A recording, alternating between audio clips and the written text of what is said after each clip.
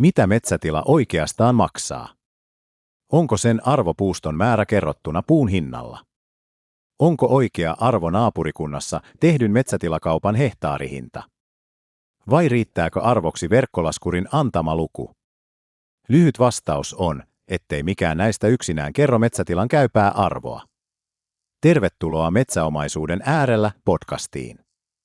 Tässä sarjassa puhumme metsätilojen arvosta, kaupasta ja metsänomistajan päätöksistä käytännönläheisesti ja ilman turhia oikoteitä. Minä olen Manu Purola, metsänhoitaja, laillistettu kiinteistönvälittäjä ja kaupanvahvistaja Keski-Pohjanmaan Metsämarkkinointi Oy:stä. Tässä jaksossa kerron, mistä metsätilan käypä arvo muodostuu, miksi maastokäynti ja paikallinen markkinatuntemus ovat arvioinnissa välttämättömiä ja miten huolellisesti valmisteltu myynti voi vaikuttaa lopulliseen kauppahintaan. Metsätilan arviointi alkaa aina siitä, mihin arvoa tarvitaan. Arvio voidaan tehdä esimerkiksi myyntiä, perinnönjakoa, ositusta, sukupolvenvaihdosta, lahjoitusta, vakuutta tai verotusta varten. Kaikissa näissä tilanteissa tarvitaan perusteltu näkemys käyvästä arvosta. Arvioinnin käyttötarkoitus vaikuttaa kuitenkin siihen, kuinka tarkasti lähtötiedot, epävarmuudet ja arvon muodostuminen pitää arviolausunnossa selvittää. Käypä arvo tarkoittaa käytännössä todennäköistä kauppahintaa arviointihetken markkinatilanteessa. KUN sekä myyjä että ostaja toimivat harkitusti ja tuntevat kohteen olennaiset tiedot. Käypä arvo ei ole korkein mahdollinen haavehinta. Se ei myöskään ole kiireisessä pakkomyynnissä saatava hinta. Se on perusteltu arvio hinnasta, johon vapaaehtoisessa kaupassa todennäköisesti päädyttäisiin. Metsätilojen arvioinnissa käytetään usein summa-arvomenetelmää. Siinä lasketaan yhteen maapohjan arvo, taimikoiden arvo, puuston hakkuuarvo sekä nuorten ja varttuneiden kasvatusmetsien odotusarvolliset. Näin saadaan tilan laskennallinen summa-arvo. Se ei kuitenkaan yleensä ole sellaisenaan sama asia kuin tilan käypä markkina-arvo. Laskennalliseen summa-arvoon tehdään kokonaisarvon korjaus. Juuri tässä vaiheessa arvioitsijan ammattitaito ja paikallisen metsätilamarkkinan tuntemus korostuvat. Kokonaisarvon korjauksessa huomioidaan esimerkiksi puuston laatu, taimikoiden osuus, hakkuumahdollisuuksien ajoittuminen, metsänhoito- ja uudistamistarpeet, turvemaiden määrä, ojituksen kunto, tilan muoto, tieyhteydet, palstojen lukumäärä ja paikallinen kysyntä. Kaksi samankokoista tilaa voi sisältää yhtä paljon puuta, mutta niiden käypä arvo voi silti olla selvästi erilainen.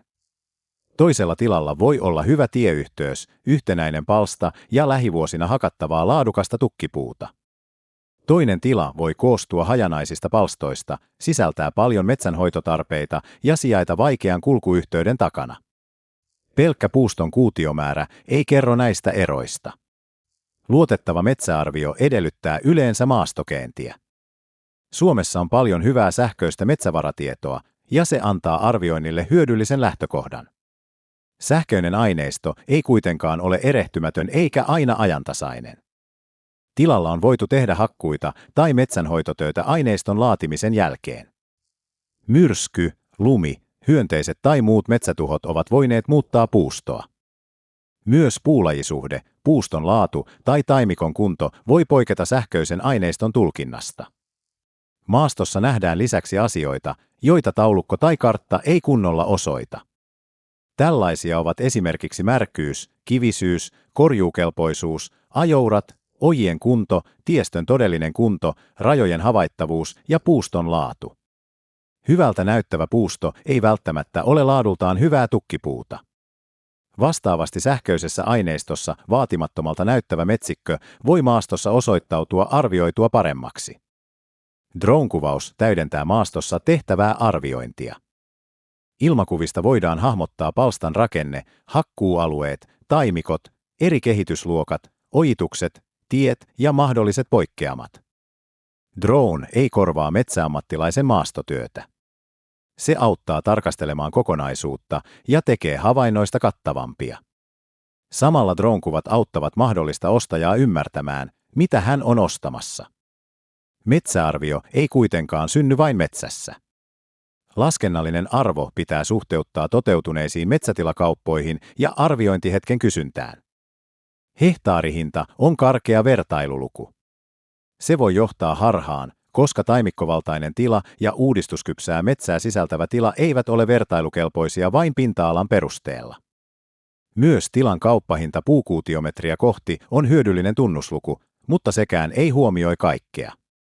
Puuston tukkiosuus, ikärakenne, tulevat hakkuut, maapohjan tuottokyky, taimikoiden määrä ja mahdollinen hoitovelka vaikuttavat kokonaisarvoon. Perustelussa markkina-arviossa yhdistetään vähintään 3 näkökulmaa. Ensimmäinen on kohteen todellinen tila ja sen fyysiset ominaisuudet. Toinen on laskennallinen metsäarvo. Kolmas on toteutuneista kaupoista ja paikallisesta kysynnästä saatava markkinatieto. Kun nämä 3 näkökulmaa osoittavat samaan suuntaan, arvio on yleensä vahvalla pohjalla. Jos niiden välillä on merkittävä ero, arvioitsijan pitää selvittää ja perustella, mistä ero johtuu. Metsätilan myynnissä arvo ja markkinointi kulkevat käsi kädessä. Onnistunut myynti alkaa jo ennen myynti-ilmoituksen julkaisemista. Ensin selvitetään tarkasti, mitä ollaan myymässä. Samalla tarkistetaan lainhuuto, kiinteistörekisteritiedot, rasitukset, tieoikeudet, osuudet yhteisiin alueisiin, mahdolliset vuokrasopimukset, kaavat ja muut kiinteistön käyttöön vaikuttavat tiedot. Sen jälkeen laaditaan metsäarvio ja valitaan kohteelle sopiva myyntitapa. Myyntiesitteen tehtävä ei ole kaunistella kohdetta. Hyvän esitteen tehtävä on antaa ostajalle olennaiset tiedot selkeästi, rehellisesti ja ymmärrettävästi. Ostajan pitää saada tietää ainakin tilan pinta-ala, puuston määrä ja rakenne, tieyhteydet, kiinteistöä koskevat oikeudet ja rasitteet, kaupan ehdot sekä ostajan maksettavaksi tulevat kulut. Lisäksi ostajan pitää saada käyttöönsä riittävät kartat, kuvat ja metsäarviota koskevat tiedot. Maastokuvat, drone-kuvat, kartat ja videot palvelevat eri tarkoituksia. Maastokuva kertoo puustosta lähietäisyydeltä. Drone-kuva näyttää tilan kokonaisuuden. Kartta kertoo sijainnin, rajat ja kulkuyhteydet. Video kokoaa nämä tiedot helposti hahmotettavaksi esittelyksi. Hyvin koottu myyntiaineisto lisää luottamusta. Se vähentää epäselvyyksiä ja auttaa vakavasti kiinnostuneita ostajia tekemään harkitun tarjouksen. Metsätilat myydään usein tarjouskaupalla. Hintapyyntö tai ilmoitettu hintanäkemys toimii silloin lähtökohtana, mutta lopullinen hinta määräytyy kysynnän ja saatujen tarjousten perusteella. Myyjän kannalta tarjouskaupan etuna on mahdollisuus testata markkinan todellinen maksuhalukkuus. Ostajien kannalta on tärkeää, että tarjousten määräaika, voimassaolo ja muut ehdot kerrotaan etukäteen selkeästi. Korkein euromäärä ei aina tarkoita myyjän kannalta parasta tarjousta. Rahoitusehto, pitkä maksuaika tai muu poikkeava ehto voi lisätä kaupan toteutumiseen liittyvää riskiä. Myyjä arvioi tarjouksen kokonaisuutena ja tekee lopullisen päätöksen. Välittäjän tehtävänä on huolehtia menettelyn asianmukaisuudesta, dokumentoida tarjoukset ja antaa myyjälle riittävät tiedot päätöksentekoa varten. Metsätilojen arvioinnissa ja myynnissä toistuu muutamia tavallisia virheitä. Ensimmäinen virhe on verkkolaskurin tuloksen pitäminen valmiina markkina-arvona. Toinen virhe on maastokäynnin sivuuttaminen. Kolmas virhe on puutteellinen vertailu paikallisiin metsätilakauppoihin. Neljäs virhe on myynnin käynnistäminen ennen asiakirjojen, verovaikutusten ja sopimusehtojen selvittämistä. Viides virhe on liian suppea markkinointi. Kohde julkaistaan, mutta sitä ei esitellä niin, että ostaja ymmärtää sen todelliset vahvuudet, ominaisuudet ja riskit.